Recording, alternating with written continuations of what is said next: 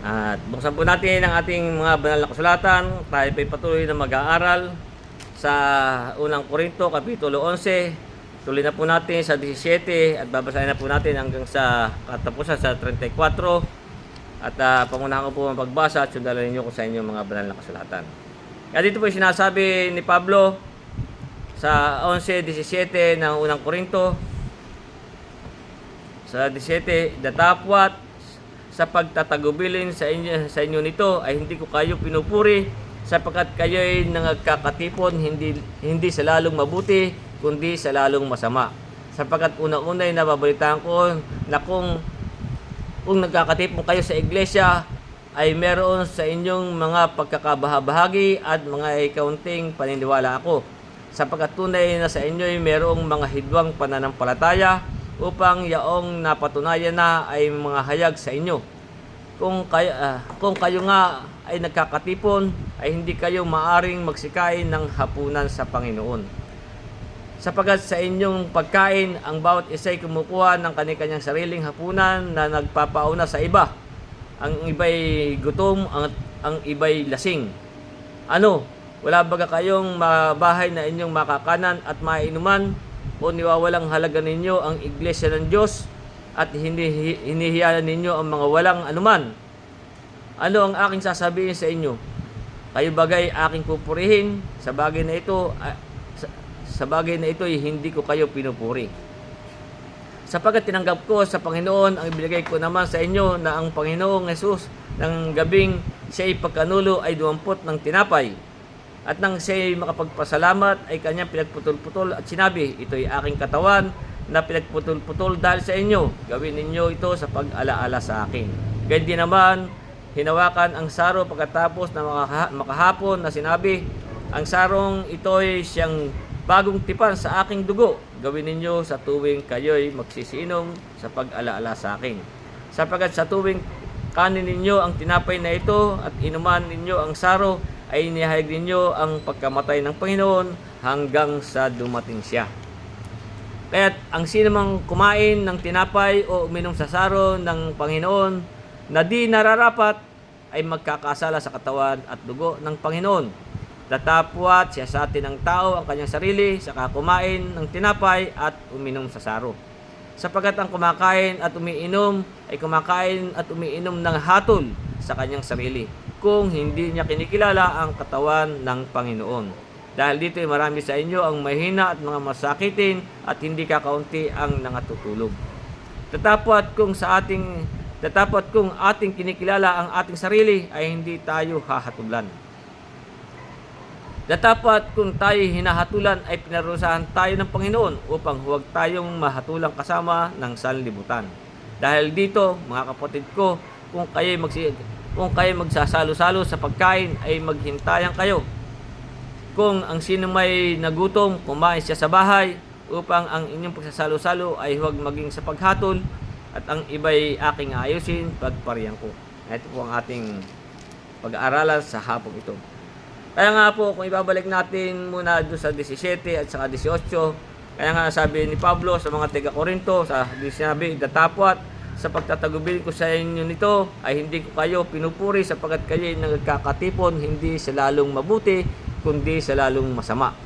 Sapagkat una-una ay nababalitaan ko na kung nagkakatipon kayo sa iglesia ay meron sa inyong mga pagkakabahabahagi at may kaunting paniniwala. Ganyan po ang nangyayari sa mga taga-Korinto ng sulatan ni Pablo ang mga taga-Korinto na sila po ay nagkakaroon po ng mga pagkakabahabahagi sa kanilang pagkakatipon. Kaya nga yung sabi niya dito sa 1:10 nitong unang Korinto, kaya nga sinasabi niya dito unang Korinto 1:10, ay sabi, gayon nga'y pinamanik ko sa inyo mga kapatid sa pamamagitan ng pangalan ng ating Panginoon Kristo na kayong lahat ay magsalita ng isa lamang bagay at huwag magkaroon sa inyo ng mga pagkakabahabahagi. Kaya nga po kasi nangyayari sa mga taga-Korinto, sa kanilang pagkakatipon, sila po ay nagkakaroon ng mga pagkakabahabahagi. Sabi, kundi kayo ay mga lubos ng isa lamang pag-iisip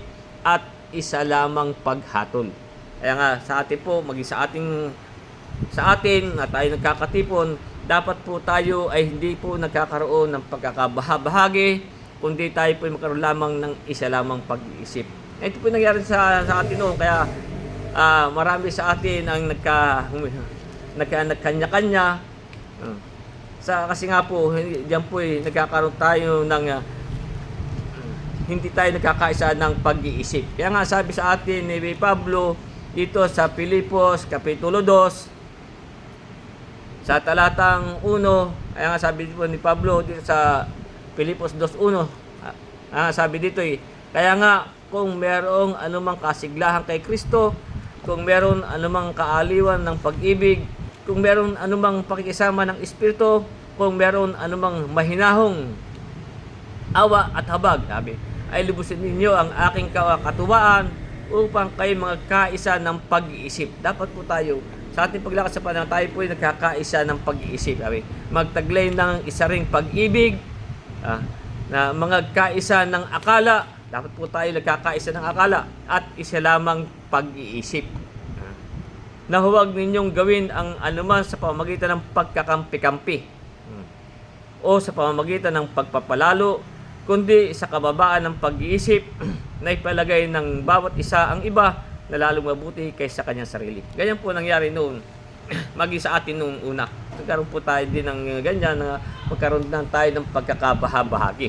Ganyan din po nangyari dito sa Korinto, na sinasabi nga po ni Pablo, kaya nga sinabi niya dito, datapot sa pagtagubili ko sa inyo, datapot sa pagtatagubilin ko sa inyo ay hindi ko kayo pinupuri sapagkat kayo nagkakatipon hindi sa lalong mabuti kundi sa lalong masama. Kung ganyan po tayo may pagkakabahabahagi, ay sabi nga ni Pablo ay hindi tayo nagkakatipon hindi sa lalong mabuti kundi sa lalong masama. Sapagkat una-una nabalitaan ko na kung nagkakatipon kayo sa iglesia ay meron sa inyong mga pagkakabahabahagi at may kaunting paniniwala ako. Kaya nga hindi po harapan sa atin na tayo po ay nagkakaroon ng pagkakabahabahagi. Nasabi pa nga niya dito sa unang Korinto, Kapitulo 3, talatang 3, sapagkat ko yung po mga ganyang may pagkakabahabahagi po ay mga salaman pa. Kaya sabi nga po dito sa 3:3 ng unang Korinto, sabi, sapagkat kayo mga salaman pa, sapagkat samantalang sa inyo may mga paninibugho at mga pagtatalo, hindi baga kayo mga salaman, kayo nagsisilakad ayon sa kaugalian ng tao.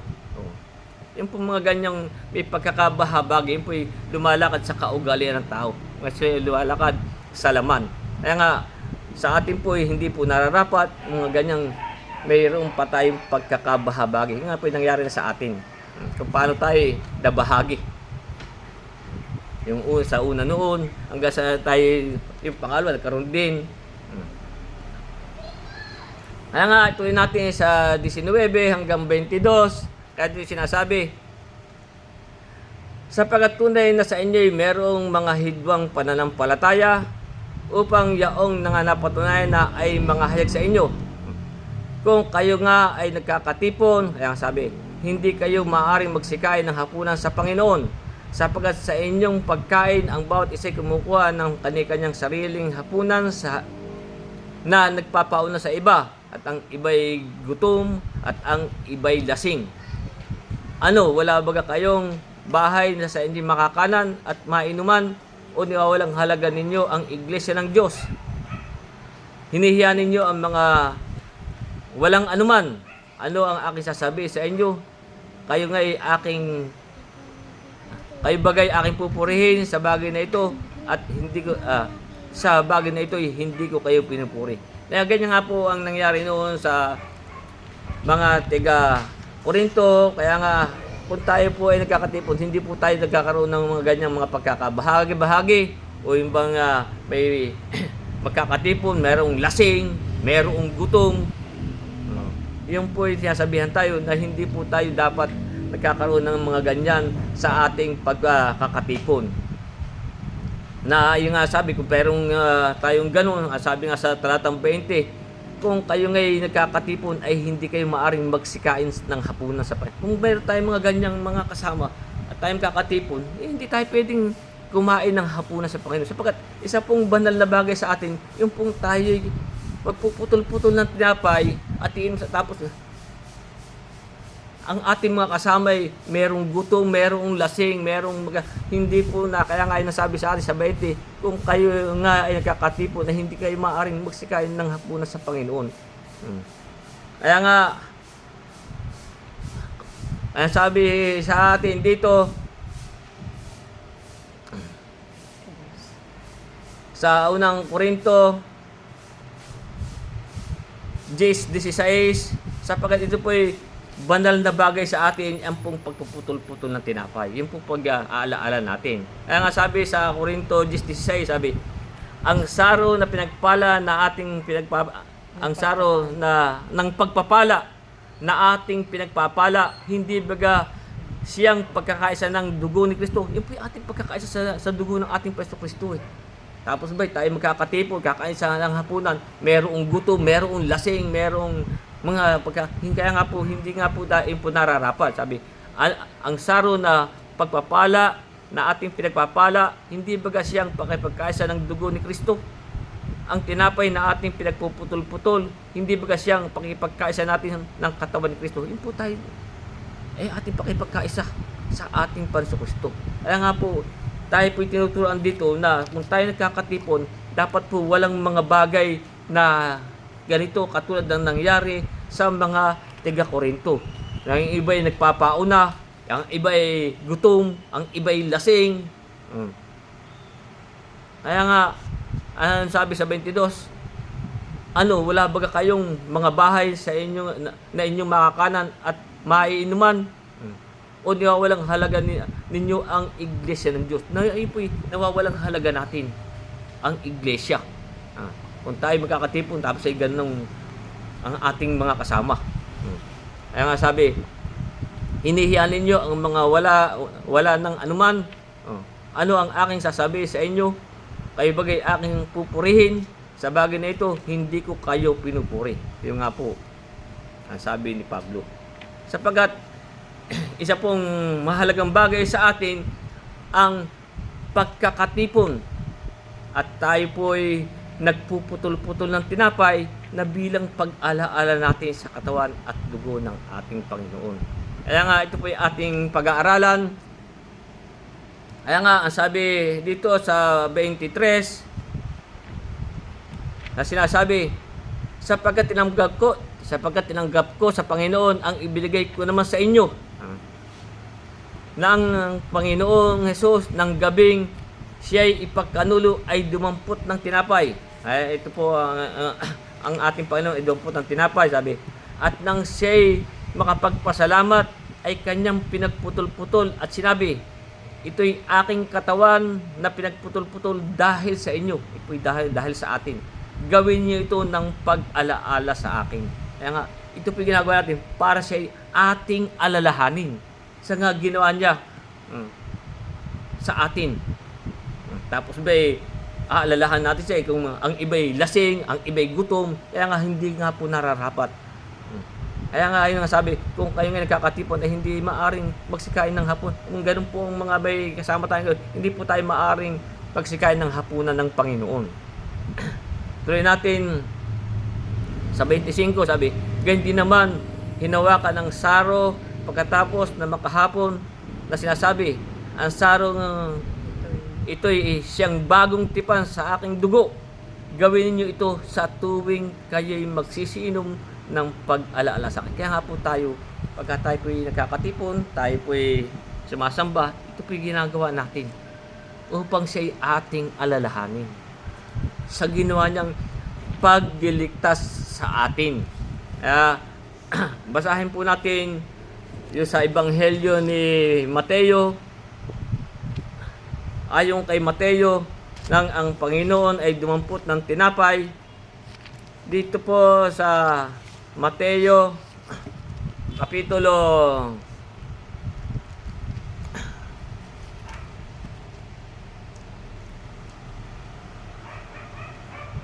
26,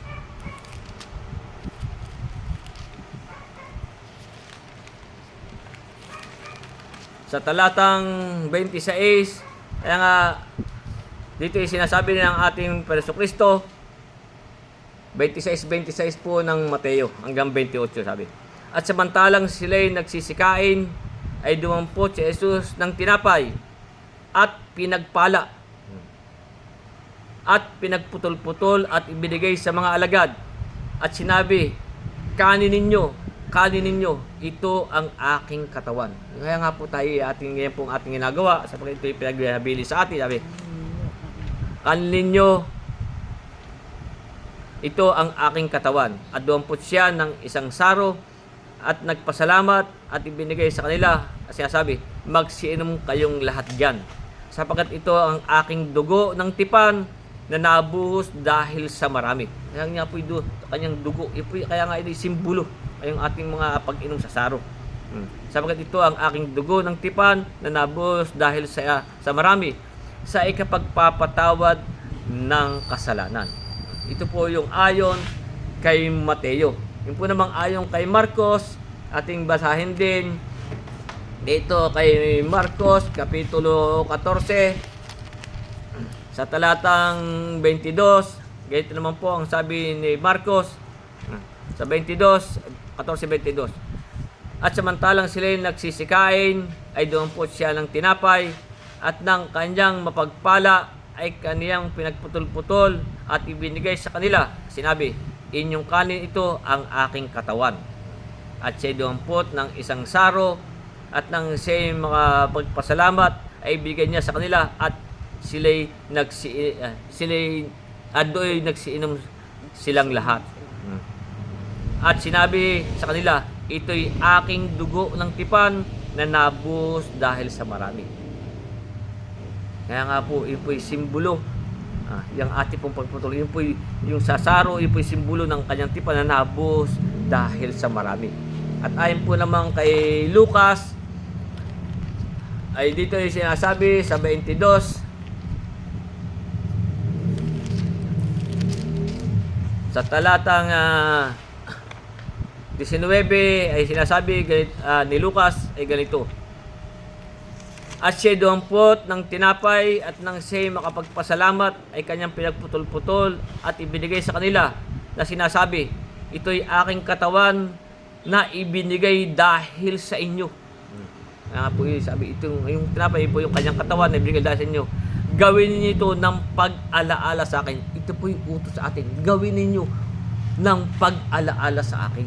Kaya siya po yung ating laging inaalala pag tayo po ay sumasamba. Okay. Ganyan din naman ang saro, pagkatapos na makahapon ay sinabi, ang sarong ito'y bagong tipan sa aking dugo na nabuhos dahil sa inyo.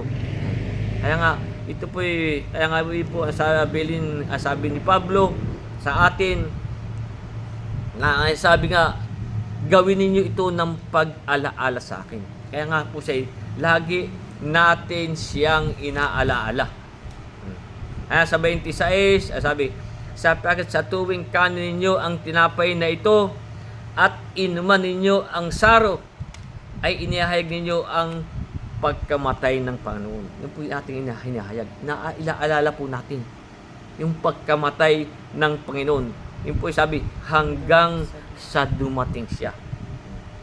Ay, kung sa tayo dumating siya, tayo buhay pa, ay pasalamat. Kung tayo naman ay namatay na, pero ang sabi, ito'y inihayag nyo ang pagkamatay ng Panginoon hanggang sa siya'y doon. Sapagat may pangako po dito na siya'y bababang dadating na muli. Yung po nga tayong nabasa dito sapagkat siya'y babalik muli sa aklat ng mga gawa sa 1 nang siya'y umakyat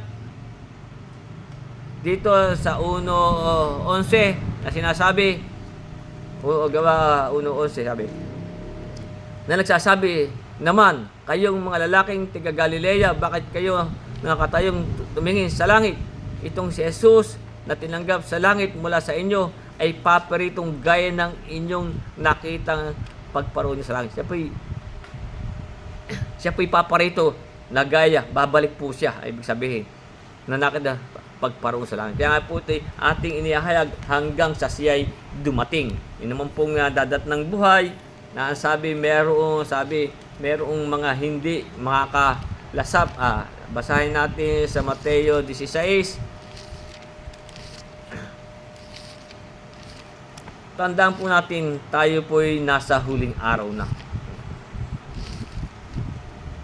Wala na pong nakakaalam kung anong araw o anong taon siya'y darating. Kaya nga sabi dito sa Mateo 16:28, sabi, katotohanan sinasabi sa inyo, may ilang nakatayo at na hindi makakatikim sa anumang paraan ang kamatayan hanggang sa kanyang makita ang anak ng tao na pumaparito sa kanyang kalwalhatian. Kaya nga po ito po ating gagawin hanggang sa siya ay dumating. Kaya sa 27, itutuloy natin, kaya nga sabi nga po sa atin dito, kaya't ang sino mang kumain ng tinapay o uminom sa saro ng Panginoon na di nararapat ay kakasala sa katawan at dugo ng Panginoon. Kaya yung pong kumakain nito ng di nararapat ay magkakasala po sa katawan at dugo ng Panginoon. Kaya nga tayo po pagka merong tayo bagong mga nakikinig, ito po yung binabasa natin sa kanila. Kaya nga yung pong mga baguhan, kaya nga sabi, sasatin muna nila ang kanilang sarili at saka kumain. Sapagkat ito po ay ating babasahin ayon naman kay Juan. Dito po sa aklat ni Juan, Kapitulo 6, sa talatang 51. Kaya dito po ay sinasabi ni Juan, ang sabi ng ating Panginoon ay ganito. 6:51 ng Ebanghelyo ni Juan, sabi. Kaya nga sabi dito, ako ang tinapay na buhay na bumabang galing sa langit. Siya po. Kung ang sino man ay kumain ng tinapay na ito, sabi, siya'y mabubuhay magpakailanman. Kaya nga po tayo, ito yung ating ginagawa at ito yung laging inaalaala. Kaya nga sabi sa atin, kung ang sino may kumain ng tinapay na ito, siya'y mabubuhay magpakailanman. Oo, ang tinapay na aking ibinigay ay aking laman sa ikabubuhay ng sanlibutan. Kaya nga po ito yung ating ginagawa. Siya po yung tinapay na ang tinapay na aking ibinigay ay aking laman sa ikabubuhay ng sanlibutan. Kaya nga sa 52, sabi, ang mga Hudyo nga'y nagsasabi, paanong maipakakain sa atin ng taong ito ang kanyang laman? Sinabi sa kanila ni Jesus, katotohanan sinasabi ko sa inyo, maliban ng inyong kanin ang laman ng anak ng tao at inumin ang kanyang dugo, ay wala kayong buhay sa inyong sarili. Yan nga po hindi po naunawaan ng mga Hudyo. Kaya nga po ito ginawa niya nung siya malapit ng ipagkanulo, nga siya po dumampot ng tinapay, pinagputol-putol sa mga alagad at nga hindi sa saro. Sinabi na sa mga alagad, ito'y aking katawan. Ayun sa saro, ito'y aking dugo. Kaya ito po ay hindi po naunawaan ng mga Hudyo. Kaya sabi, ang mga Hudyo kayo nagsasabi, paano may pakakain sa atin ng taong ito ang kanyang laman? Sinabi na sa kanya ni Jesus, katotohanan siya sabi sa inyo, maliban ng inyong kanin ang laman ng anak ng tao at inumin ang kanyang dugo, ay wala kayong buhay sa inyong sarili. Sabi, ang kumakain ng aking laman at umiinom ng aking dugo ay may buhay na walang hanggan. Kaya nga po ito ay lagi natin ginagawa. Kaya nga sabi, ang kumakain ng aking laman at umiinom ng aking dugo ay may buhay na walang hanggan. Siya'y aking ibabangon sa huling araw. Tandaan po natin, tayo po nasa huling araw na. Yung po mga namatay kay Kristo, yung po yung mga ibabangon sa huling araw. Sapagkat ang aking laman ay tunay na pagkain at ang aking dugo ay tunay na inumin. Ang kumakain ng aking laman at umiinom ng aking dugo ay nananahan sa akin. Yun po yun, nananahan sa Kanya. Kaya nga po ito isang mahalagang bagay sa atin sa tuwing tayo magkakatipon. Lagi natin inaalala siya. ang kumakain ng aking laman at umiinom ng aking dugo ay nananahan sa akin at ako'y sa kanya. Kung paanong sinugo ako ng amang buhay at ako'y nabubuhay dahil sa Ama, at ako'y nabubuhay dahil sa Ama, gayon din naman ang kumakain sa akin, siya na may mabubuhay dahil sa akin. Tayo pinabubuhay dahil sa Kanya. Ito ang tinapay na bumabang galing sa langit. Hindi gaya ng mga magulang na nagsikain na nangamatay. Ang kumakain ng tinapay na ito ay mabubuhay magpakailanman. Kaya nga po ito isang mahalagang bagay sa atin na tayo po'y nagpuputol-putol ng tinapay at umiinom sa bilang pag-alaala natin sa ating Panginoon. Kaya nga, kung babalik natin yung 50, sa 50, sabi, ito ang tinapay na babang galing sa langit upang ang taong kumakain ay huwag mamatay. Tayo po'y magkakaroon na ng buhay, hindi na po tayo mamamatay. Sa laman, meron. Ito po kasi ay spiritual. Kaya nga ay nang sabi sa atin, ibabalik natin yung 10:16, kaya nga ang sabi sa atin, ang saro na pinagpala na ating pinagpapala, hindi ba siyang pakipagkaisa ng dugo ni Kristo? Ang tinapay na ating pinagputol-putol, hindi ba siyang pakipagkaisa sa katawan ni Kristo? Hindi po ating pakipagkaisa. Kaya po ito isang mahalagang bagay sa atin. Na ito po'y pili sa atin. Na ito'y ating gawin ng pag-alaala sa Kanya.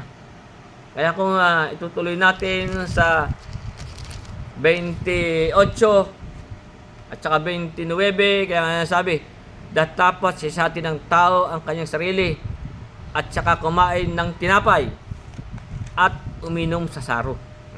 Sapagkat ang kumakain at umiinom ay kumakain ng hatol sa kanyang sarili kung hindi niya kinikilala ang katawan ng Panginoon. Kaya nga po yung mga iba nating misang na naiimbita, hindi rin po nila ba? Pagka tayo nakikikain na rin kaagad. Pero hindi po nila nauunawaan ang ibig sabihin kung bakit tayo nagpuputol-putol ng tinapay. Kaya nga, kung makikita ninyo, yung 29 sabi, sapagkat ang kumakain at umiinom ay kumakain ng hatol sa kanyang sarili kung hindi niya kinikilala ang katawan ng Panginoon. Paano natin kinilala ang katawan ng Panginoon? Bakit tayo nagpuputol-putol ng tinapay? Sapagkat nga, ang ating pong Panginoon ay inihandog ang kanyang, sabi nga po dito sa Hebreo 9,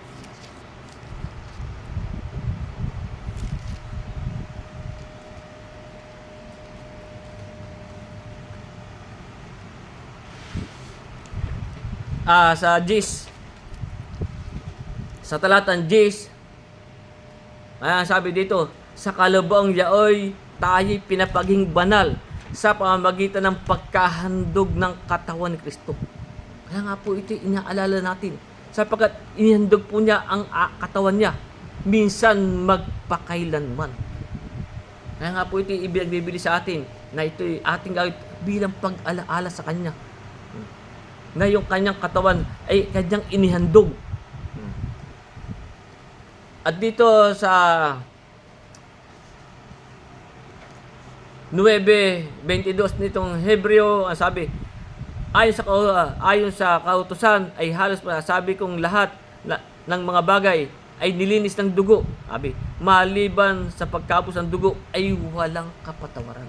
Kaya nga po yung ating pagnasaro, yung po yung pagkabos ng dugo ng ating Panginoon. Na sabi nga po sa Efeso 1:7,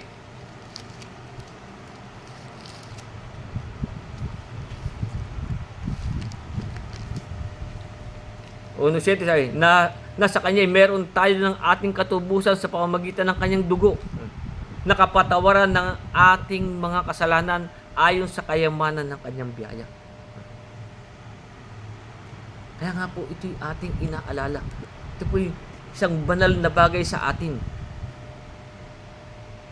Ang siya'y ating alalahanin sa ginawa niya. Kaya nga, siya na po ang nagdala ng ating kasalanan sa krus. Yung nga po sinasabi sa unang Pedro, Kapitulo 2, talatang 24, na sabi na siya ang nagdala ng ating mga kasalanan sa kanyang katawan sa ibabaw ng kahoy, upang pagkamatay natin sa mga kasalanan ay mga buhay tayo sa katuwiran, na dahil sa kanyang mga sugat ay nagsigaling tayo. Kaya nga po ito'y ating inaalaala sa tuwing siya'y ating aalalahanin. Kaya nga ulitin natin sa sabi, kaya't ang sino mang kumain ng tinapay o uminom sa saro ng Panginoon na di nararapat ay nagkakasala sa katawan at dugo ng Panginoon. Datapat siya sa atin ng tao ang kanyang sarili, saka kumain ng tinapay at uminom sa saro. Sapagkat ang kumakain at umiinom ay kumakain at umiinom ng hatol sa kanyang sarili, kung hindi niya kinikilala ang katawan ng Panginoon. Kung hindi pa niya kinikilala ang katawan ng Panginoon, kumain na siya. Hindi pa niya naiintindihan ang mga bagay na ito. Nagkakasala po ang kumakain at umiinom. Hindi po yung nakikibagay lamang. Dapat po ay ito'y naiintindihan nila ang ating ginagawa, kung paano, bakit tayo ay nagpuputol-putol ng tinapay at umiinom sa saro. Kung hindi pa niya kinikilala ang katawan ng Panginoon, na inihandog para sa atin, hindi niya natatanggap na yung pagkabos ng dugo siya na rin kapatawaran ng ating kasalanan. Kaya nga sabi, datapos siya sa atin ng tao ang kanyang sarili, saka kumain ng tinapay at uminom. Sisatin muna natin ang ating sarili. Kaya ito po lagi kong binabasa kung tayo po may mga bagong mga nakikinig. Kaya nga sabi nga dito sa ikalawang Korinto, Kapitulo 13, talatang 5, kaya nga sabi dito, sisatin ninyo ang inyong sarili kung kayo nangasa pananampalataya. Subukin ninyo ang inyong sarili. Hindi ba ganyo nalalaman sa ganang inyo na si Jesucristo ay nasa inyo, maliban na kung kayo'y itinakwil na? Sisatin mo natin ang sarili kung tayo nasa pananampalataya. Wala, basta na lang sila nakikikuhan nakikikain hindi ba nila nalalaman ang mga bagay na ito. Ito po isang banal na bagay sa ating mga mananampalataya. Yung pong pagpuputol-putol ng tinapay na bilang pag-alaala natin sa ginawa niyang pagligtas sa atin. Kaya nga po, sila sinasabihan na ni Pablo na kung tayo magpuputol-putol ng tinapay, dapat sabi, yung iba'y lasing, yung iba'y gutom, hindi po nararapat yun.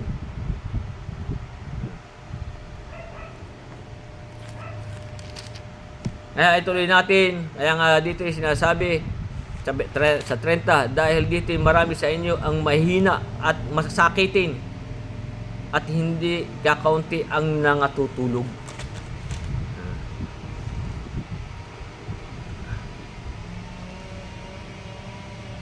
Dapat kung kailangan ng ating sarili ay hindi tayo hahatulan. Dapat kung ating kikilalanin ang ating sarili, hindi tayo hahatulan. Dapat kilala natin ang sarili kung tayo'y nasa pananampalataya. Hindi, kakain. Ilang araw, wala lang, hindi nasasamba. Pero kumain na ng tinapay. Yun sila po'y nakakasala sa katawan at dugo ng ating Panginoon. Kaya po ito isang banal na bagay sa atin. Sabi sa 32, dapat kung tayo hinahatulan ay pinarurusahan tayo ng Panginoon upang huwag tayong mga hatulang kasama ng sanlibutan. Kaya tayo po'y pinarurusahan ng ating Panginoon. Sabi, upang huwag tayong mahatulak kasama ng sanlibutan. Ano pong ibig sabihin? Sabi nga po sa Hebreo 12, sa talatang 6, sapagkat yung po kanyang mga anak ay po kanyang pinarurusahan, sapagkat tayo tinuturing na anak.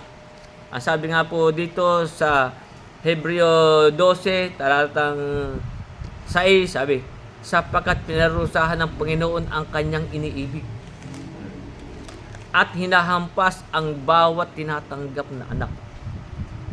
Bakit? Kaya nga sabi dito sa 32, sabi, pinarusahan tayo ng Panginoon upang huwag tayong mahatulang kasama ng sanlibutan. Ay, pong sa sanlibutan. Ano pong ibang kahulugan? Yun po yung masasama.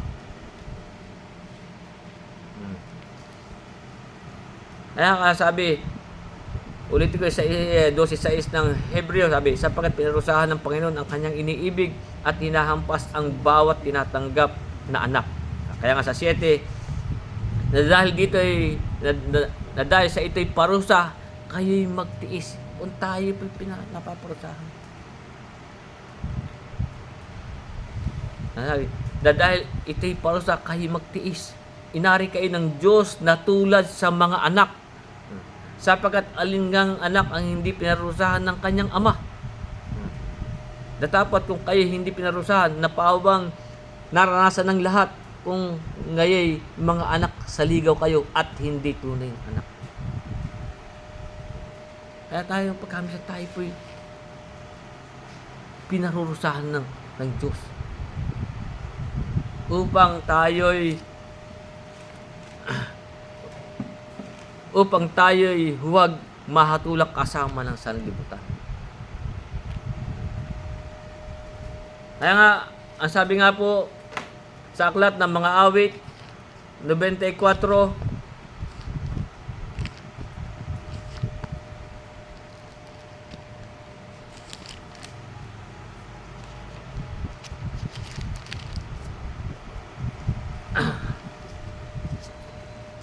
talatang 12, kaya nga sabi dito, mapalad ang tao na iyong pinarurusahan, O Panginoon, at tinuturuan mo sa iyong kautusan.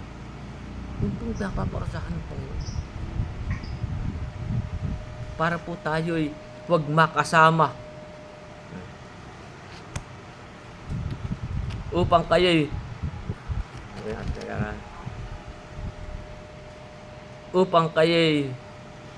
huwag kayong mahatulak kasama ng sanlibutan. At ituloy natin dito sa 33 at saka 34, sabi, dahil dito, mga kapatid ko, kung kayo'y magsasalo-salo sa pagkain, sabi, maghintayan. Kaya nga po, tinuturoan ni Pablo ang sa tunay na pagkain at pag-inom. Yung pong pagbanal na, hindi po ito banal na po, ito po ay pag-alaala sa Panginoon. Ay po yung iba doon na po sabi, ba't kayo nagbanal na hapunan ay umaga? Ito po ay hindi po natin ito tinatawag na banal na hapunan. Ito po ay pag-alaala natin sa Panginoon sa ginawa niyang pagliligtas sa atin. Kaya ito po hindi natin po ito, wala po naman kasing banal na hapunan na ako nababasa. Ang nakalagay po doon, Last Supper, huling hapunan.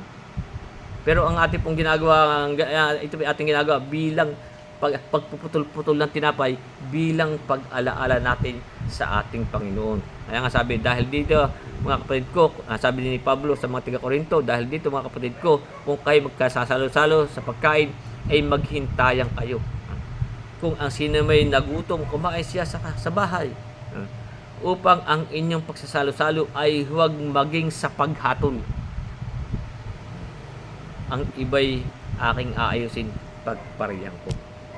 Kaya nga po, ito po ganyan po ang sulat niya sa mga taga-Korinto, kung paano po tayo ay magpuputol-putol ng tinapay sa Panginoon at mag-aalaala sa Kanya.